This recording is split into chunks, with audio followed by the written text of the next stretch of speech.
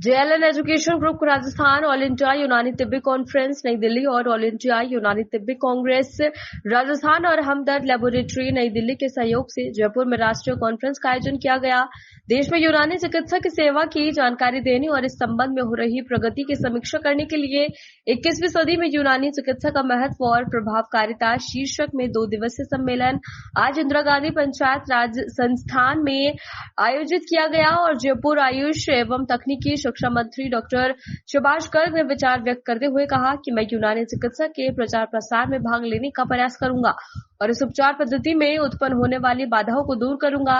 JLN education campus Jaipur all India यूनानी conference और all India यूनानी कॉन्फ्रेंस के कांग्रेस के सहयोग एवं हमदर्द लेबोरेटरी के सहयोग से आयोजित उक्त कार्यक्रम में देश भर से 700 से अधिक प्रतिनिधियों एवं अतिथियों ने भाग लिया।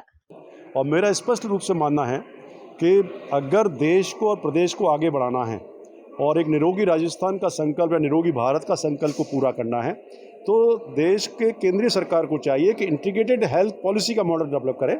जिस तरह से राजस्थान सरकार कर रही है काम कि हम मेडिकल के क्षेत्र में एलोपैथी के साथ साथ आयुर्वेद, यूनानी, होम्योपैथी, योग नेचुरोपैथी का मॉडल लेके चल रहे हैं। और मेरा ये मानना है कि जब तक हम इंटीग्रेटेड हेल्थ पॉलिसी का मॉडल डेवलप नहीं करेंगे और प्रत्येक पंचायत हेडक्वार्टर पर एलोपैथी को सुविधाएं देने में हमें बहुत कॉस्टली पड़ती हैं, उस तरह की बीमारियों का इलाज करने के लिए अगर हम ग्राम पंचायत हेडक्वार्टर पर इंटीग्रेटेड हेल्थ सेंटर जिसमें आयुर्वेद, यूनानी, होम्योपैथी, योग नेचुरोपैथी का एक मॉडल डेवलप कर दिया जाए और वो सुविधाएं वहाँ उपलब्ध करा दी जाएं तो काफ़ी लोगों की जो बीमारियाँ जो प्राइम स्टेज पर भी ख़त्म हो सकती है, मेरा ये मानना। तो उस रूप में ये कॉन्फ्रेंस में इसके डिस्कशन होगा।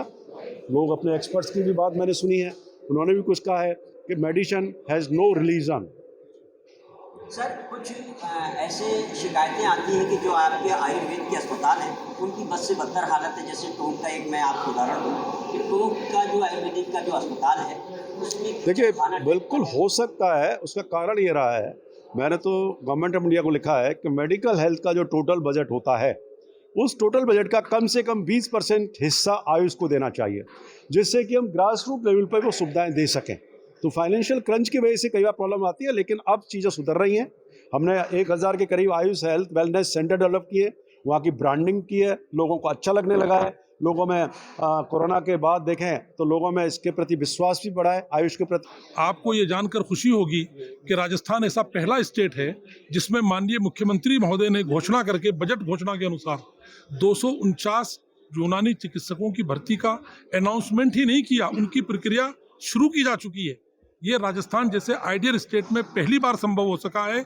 इसके लिए हमारे विधायक महोदय माननीय रफीक खान साहब ने, जो आदर्श नगर से विधायक हैं, माइनॉरिटी कमीशन के चेयरमैन हैं, विधानसभा में लड़ाई भी लड़ी और माननीय मुख्यमंत्री को चीज़ों को समझाया भी, जिसकी वजह से ये संभव हो सका कि कैसे इन 249 चिकित्सकों की भर्ती की जा सके। अभी आपको थोड़ी देर पहले हमारे आज के कार्यक्रम के मुख्य अतिथि परम आदरणीय डॉक्टर सुभाष गर्ग, जो आयुष और टेक्निकल एजुकेशन के मिनिस्टर हैं, अनाउंसमेंट कर करके गए हैं कि जो घोषणा उन्होंने भरतपुर में यूनानी के एक्सीलेंस सेंटर को खोलने की थी, वो सिर्फ घोषणा नहीं थी, वो शुरू हो चुका और भरतपुर की जनता को 50 बेडेड उसका फायदा मिलना शुरू हो गया। उस पूरे क्षेत्र में निःशुल्क एक ऐसा दर्द निवारण सेंटर शुरू हुआ है जिसकी वजह से पूरे राजस्थान में एक आदर्श स्टेट बन गया है। दूसरी बड़ी घोषणा जो माननीय मुख्यमंत्री महोदय ने की थी कि बाड़मेर और जैसलमेर के लोगों को निःशुल्क सेवाएं प्रदान करने के लिए हम वहां भी एक हॉस्पिटल खोलेंगे। आपको जानकर खुशी होगी कि बालोतरा शहर में 50 बेडेड एक मल्टी स्पेशलिटी यूनानी हॉस्पिटल मुख्यमंत्री के स्तर पर माननीय चिकित्सा मंत्री महोदय की कोशिशों से, माननीय आयुष मंत्री की कोशिशों से यूनानी हॉस्पिटल वहां पर शुरू हो चुका और वहां पर सेवाएं देना उसने शुरू कर दी हैं। एक और बड़ी घोषणा जिसकी हम कई सालों से अनुरोध कर रहे थे, राजस्थान में माननीय मुख्यमंत्री महोदय की घोषणा के अनुसार 3 दिन पहले ही साइन हो चुके हैं और जोधपुर में आयुर्वेद विश्वविद्यालय के अंदर यूनानी मेडिकल कॉलेज की स्थापना की जा चुकी है। हमने माननीय वाइस चांसलर साहब जो यहाँ तशरीफ फरमा है, पीके प्रजापति जी, इनसे दरखास्त की है कि वो इसी साल नीट के माध्यम से उसमें बच्चे लेना शुरू कर दें ताकि वहाँ पर ये दिया जा सके, बच्चों को एडमिशन दिया जा सके।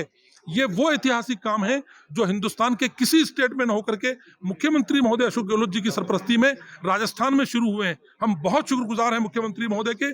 उन्होंने बहुत सारी योजनाएं शुरू की, उन्होंने फ्री दवा शुरू की, उन्होंने फ्री जाँच शुरू की, उन्होंने चिरंजीवी योजना के माध्यम से 25 लाख रुपए तक लोगों का स्वास्थ्य बीमा करके और पहला स्टेट बना दिया राजस्थान को, जहां पर चिकित्सा के क्षेत्र में कोई गरीब उच्च इलाज की सुविधाओं से महरूम न रहे। ये करना अपने आप में एक बड़ा काम है। और अब हमने माननीय मुख्यमंत्री महोदय से और माननीय चिकित्सा मंत्री महोदय से ये दरखास्त की है कि ये जो कार्य किए गए हैं इन सब का गुणगान, ये जो पूरे 700 चिकित्सक आप देख रहे हैं, आपके विजन 2030 को लोगों तक पहुंचाने के लिए और उसके प्रचार प्रसार के लिए हम हर तरह से तैयार हैं। जो भी योजना विजन 2030 की बनेगी उसमें हम लोग लग करके माननीय मुख्यमंत्री महोदय दोबारा से वापस मुख्यमंत्री बन सके, दोबारा से कांग्रेस की सरकार आ सके, इन योजनाओं का क्रियान्वयन हो सके और 7 साल में जो 4 गुना राजस्थान बढ़ करके 10 गुना बढ़ाने की बात है, उसमें हम लोग मिल करके इस राजस्थान के विकास में अपना योगदान दे सके। इसके लिए ये हिंदुस्तान भर के यूनानी चिकित्सक, हमारे आदरणीय यूनानी तिब्बी कांग्रेस के राष्ट्रीय अध्यक्ष डॉक्टर मुश्ताक साहब, यूनानी तिब्बी कॉन्फ्रेंस के राष्ट्रीय डॉक्टर खालिद साहब के नुमाइंदे डॉक्टर शब्बीर साहब, JLN एजुकेशनल ग्रुप से हमारे बहुत सारे साथी और सब लोग यहाँ पर इसलिए मौजूद हैं। दिन भर हमारे विभिन्न कार्यक्रम होंगे। अभी 2 सेशन हुए हैं, लंच के बाद दूसरे 2 सेशन और होंगे, वैलिडिक्टरी सेशन होगा। और कल डॉक्टर उबैदुल्लाह बेग साहब जो 17 कंट्रीज में यूनानी के प्लेटफॉर्म से इंटरनेशनल चेयरमैन की हैसियत से कार्य कर चुके हैं, वो भी पधार चुके हैं बेंगलोर से। कल उनका व्याख्यान होगा और स्टूडेंट जो यहाँ पर हैं उनको ट्रेनिंग दी जाएगी। ये एक पूरी मुहिम है जो यूनानी चिकित्सा पद्धति के माध्यम से निरोगी राजस्थान बनाने में, राजस्थान की योजनाओं में हम सहयोगी बन सकेंगे, सहकारिता के साथ पूरे मन के साथ कार्य कर सकेंगे। और हमारे आदरणीय महोदय रफीक खान साहब ने जिस तरीके से हमारा सहयोग किया है, आज हमने भी आपको विशिष्ट अतिथि के रूप में अपने इस कार्यक्रम में आमंत्रित किया था। आप पधारे, माननीय वाइस चांसलर साहब पधारे। हम आप सबका दिल की गहराइयों से सम्मान और इस्तकबाल करते हैं और उम्मीद करते हैं कि हमारा यह कार्यक्रम इसी तरह यथावत जारी रहेगा। धन्यवाद, थैंक यू। मैं डॉक्टर फरहत चौधरी इस प्रोग्राम का अध्यक्ष हूँ, ऑर्गेनाइजिंग कमेटी का। इस प्रोग्राम के कराने का मकसद एक नेशनल कॉन्फ्रेंस के नाम से ऑल ओवर इंडिया से जितने भी बड़े बड़े अतिब्बा हैं हमारे यूनानी के हकीम, डॉक्टर्स और फैकल्टी और फार्मेसी और इसके अलावा जो प्राइवेट प्रैक्टिशनर्स, इसके अलावा जो हमारे यहाँ के सरकार के नुमाइंदे हैं, माननीय सुभाष गर्ग जी से लेकर के रफ़ीक खान साहब, अमीन कागजी साहब और इसके अलावा जितने भी यहाँ के अधिकारी गण हैं, उनको सब एक मंच पे इकट्ठा करके उन्होंने जो यूनानी की 270 के आसपास पोस्ट निकाल करके हमारे जो यूनानी के लोगों को लगाया है। और इसके अलावा जो उन्होंने कॉलेजेस खोले हैं नए, इसके अलावा जो उन्होंने इसके अलावा जो CSCs PHCs पे पोस्ट बढ़ाई हैं, इसके अलावा यूनानी के लिए उन्होंने और भी बहुत से काम किए हैं। उसका धन्यवाद हमें देना था। और जितने भी यूनानी के अतिबा यहाँ आएंगे, हकीम आएंगे, उनसे हमारे लोगों को लेक्चर दे करके उनको लाभान्वित कराने के लिए कि उनकी नॉलेज बढ़े और हमारे नए जो लोग हैं, नए डॉक्टर्स हैं, उनकी जो है नॉलेज बढ़े। इसका ये मकसद था।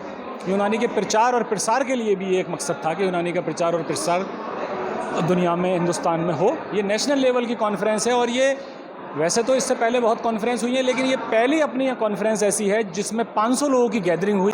तो हम लोग का मकसद है कि कॉन्फ्रेंस कराने का कि यूनानी से लोग फ़ायदा उठाएं, जो यूनानी के बारे में नहीं जानते हैं वो जानें कि यूनानी से क्या क्या फ़ायदा होता है। यूनानी मेडिसिन लेने से उसका कोई साइड इफ़ेक्ट नहीं होता है। और कुछ लोगों में भ्रम है कि यूनानी देर में काम करती है, ऐसा नहीं है। यूनानी में कुछ हदबियाँ ऐसी हैं जो एलोपैथ की तरह काम करती है, लेकिन एलोपैथ लेने से कई साइड इफ़ेक्ट होते हैं, मर्ज चली जाती है, लेकिन और बीमारियां उसके अंदर पैदा होती हैं। लेकिन यूनानी मेडिसिन लेने से कोई साइड इफ़ेक्ट नहीं होता है, जड़ से बीमारी जाती है। बढ़िया प्रोग्राम किया गया जिसमें यूनानी डॉक्टर्स ने बढ़ चढ़ के हिस्सा लिया है। मेरा तो मानना ये है कि अब हम मिक्सोपैथी की तरफ जाना चाहिए कि जहाँ पे हमें सारी पैथीज को मिक्सअप करके इलाज करना शुरू करना चाहिए। तो सबको हर पैथी की थोड़ी थोड़ी नॉलेज होनी चाहिए। मैं एलोपैथी का हूँ, लेकिन मैं यहाँ पे आया हूँ कि भाई मैं समझना चाह रहा हूँ भाई क्या है ये।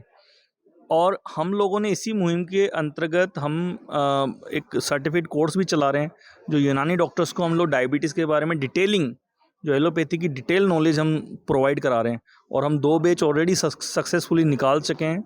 और इससे आप देखिए कि जो क्वालिटी ऑफ जो सर्विसेज है वो बहुत इम्प्रूवमेंट हुआ है। इससे अल्टीमेटली मरीजों को बहुत बहुत ज़्यादा फ़ायदा हुआ है। सर, आप डायबिटीज़ भवन भी चलाते हैं और आज हर दूसरा आदमी डायबिटीज़ से पीड़ित है, उनसे क्या अपील रहेगी और क्या बचाव? सर देखिए, डायबिटीज़ एक लाइफ स्टाइल डिजीज़ है। हम लोग डायबिटीज़ भवन जो हमारा सेंटर है शास्त्रनगर के अंदर, वहाँ पे हम लोगों को दवाई देने के अलावा उनको हम लाइफ स्टाइल चेंजेस भी प्रोवाइड कराते हैं कि आप कैसे कैसे छोटे छोटे चेंजेस करके अपने आप को और इम्प्रोवाइज़ कर सकते हैं, अपनी क्वालिटी ऑफ लाइफ इंप्रूव कर सकते हैं। देखिए, सबको पता है डायबिटीज़ जड़ से नहीं जाती, लेकिन हम डायबिटीज़ के साथ जीना सिखाते हैं मरीजों को।